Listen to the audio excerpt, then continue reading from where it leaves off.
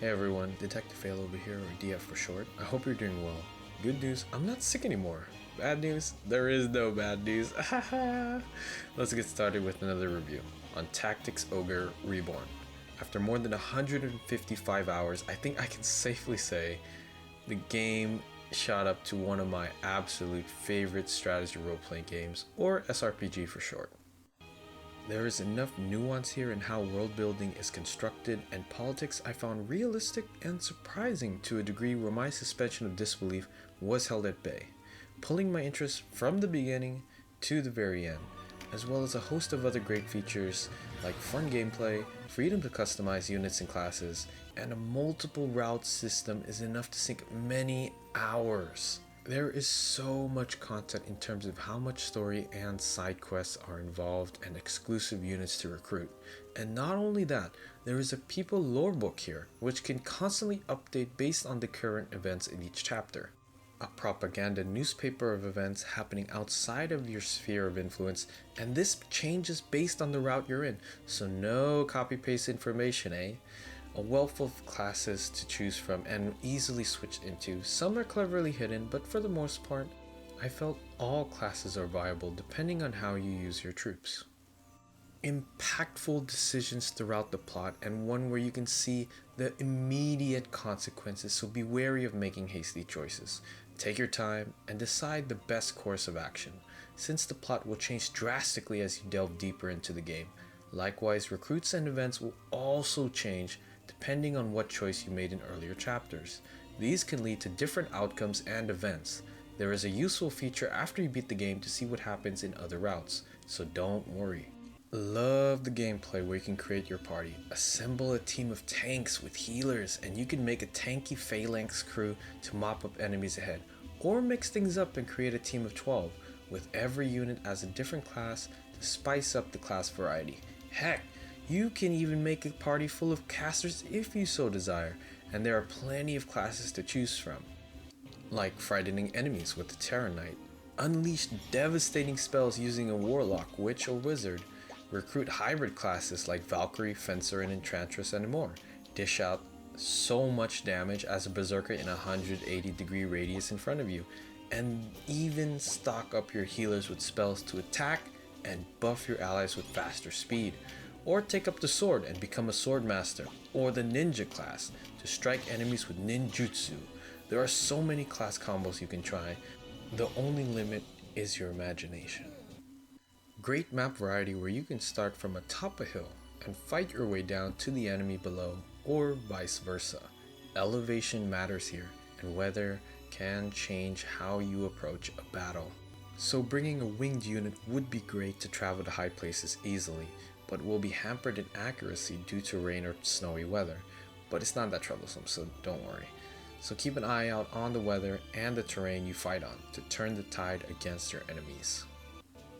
There are a bunch of side content you can do. While most of them occur in the final chapter, I spent a good chunk of my hours completing a great majority of them. There is even a post-game included, which can take even more of your hours of your time to complete. But I recommend it all the same, especially to see the epilogue and what happens after the final boss is defeated. Very rare to see this among other games nowadays. To balance all the glowing praise I've given to Tactics Ogre Reborn, there are a couple things I wish the game did better to elevate it a bit more to perfection. Number 1, additional cutscenes to develop characters more. While I consider the main cast and villains pretty good, what would elevate them more would be additional cutscenes to flesh them out. Sure, there is dialogue during battles, and it is fantastic to learn more about your units as you fight. I feel some more optional cutscenes could have given a bit more room to turn characters into more human and complex characters. Number 2, more unique battle dialogue would be appreciated. Perhaps sprinkling some of their backgrounds after reaching an X amount of battles with said unit, or some other suggestion would be nice to see. Easier means to recruit hard to acquire units in each route, or at least vaguely say what to do to recruit a unit. I had to follow a guide to make sure I didn't mess up on some characters to recruit them. I imagine blind players can be frustrated if they unknowingly messed up a key requirement midway through recruiting a character, especially if a unit can be important to receiving certain cutscenes and background with another character and further see development between the two. Aside from the criticisms I listed above, which I feel is minor and doesn't detract from the overall experience in my opinion, I feel Tactics Ogre Reborn is an incredibly deep game for SRPGs. It touches on heavy topics on war and doesn't shy away from the brutality of it, while subjecting our main cast, like the 3 units you start with, to the machinations of people in power. What to do with said power, what changes come from our protagonist, and who suffers the most in war. Where their beliefs will be tested and their strength of character checked constantly to see if they can overcome or succumb to the consequences of battle and skirmishes throughout Valeria, both physical and mental. The game doesn't have an amazing visual style like Octopath Traveler, and yet the graphics, I would say, still hold up quite well today.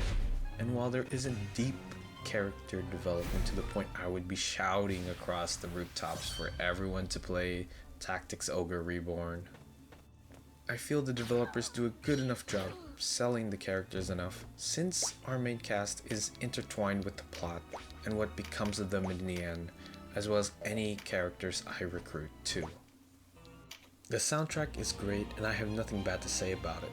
If anything, I will say the music composed by Hitoshi Sakimoto and Masaharu Iwata made a lot of tracks that fit during battle and outside, making me feel immersed in the world and the battles ahead. The gameplay is really fun and my hours flew by as I continued to fight on every map I could, and if need be, I could take a break and let the AI fight for me. The plot is interesting because the game starts off with a small Wallister resistance group looking for a dark knight named Lancelot, who has harmed the group in the past among other things. But first, they need to release Duke Ronway from captivity. He leads one of the factions on Valeria, being the Wallister. Another faction, the Galgastani, are holding him at Almorca, so it's up to our young cast to break him out. The events that follow from here on out, and the decisions you make in the first chapter, will have incredible consequences and shape which route you lead into for the rest of the game. If you are looking for a game about war and political factions vying for power, along with the usual tropes of protagonists coming to save the day, then you won't find that here. The game goes deeper into what you find in war, and it isn't pretty at all. You will find what happens when politics and other factions come into the equation, and how that can affect the main cast, side cast, and innocent people. You'll find out what exactly happens to our young trio at the end of the game, and the events to come based on your decisions. So, if you are looking for any of that, I feel Tactics Ogre Reborn could be the right game for you. Personally, I've only played Final Fantasy Tactics and then Vagrant Story, so finally playing Yasumi Matsuno's earlier game, being this one, is very intense. His stories delve deep into fantasy politics, which I love, and in a manner I find very engrossing to witness, and this one is no different. So if you love that, oh man, this is a must play for you. Whoo! Second review done. Thanks everyone for listening. I really appreciate it. Man, I am so glad I am done with the game. It has way more content than Triangle Strategy, and my mind is still coming to grips. This was made back in 1995. Good lord. Definitely see why it's so beloved and so warmly regarded as one of the finest SRPGs around. And this is coming from someone who loves Fire Emblem. Anyways, that's enough. Got another review in the works, so I'll work on that. Take care, guys.